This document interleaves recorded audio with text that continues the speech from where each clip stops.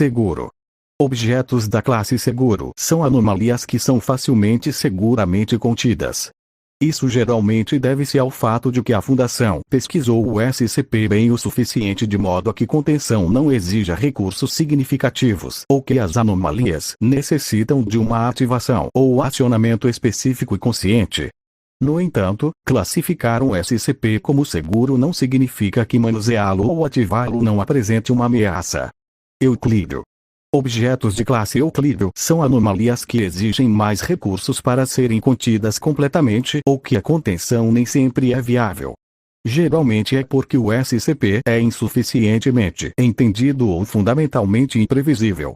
Euclídeo é a classe do objeto com maior extensão, e geralmente é um bom palpite que um SCP será desta classe se não se encaixar facilmente em nenhuma das outras classes de objeto padrões.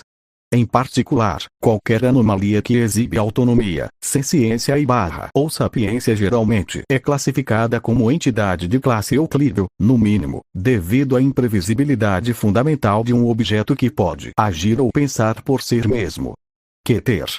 Objetos de classe Keter são anomalias que são excessivamente difíceis de serem contidas consistentemente ou de forma confiável, com procedimentos de contenção frequentemente extensivos e complexos. A Fundação frequentemente não consegue conter bem estes CPs devido a não possuir um entendimento sólido das anomalias, ou devido à falta de tecnologia para propriamente contê-la ou combatê-la. Um SCP Keter não significa que o SCP é perigoso, apenas que ele é muito difícil ou dispendioso de conter. Thaumiel. Objetos de classe Thaumiel são anomalias que a Fundação usa para conter ou contra-atacar outros CPs ou fenômenos anômalos.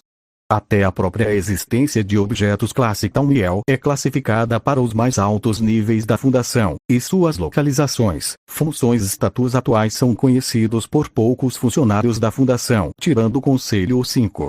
Neutralizado.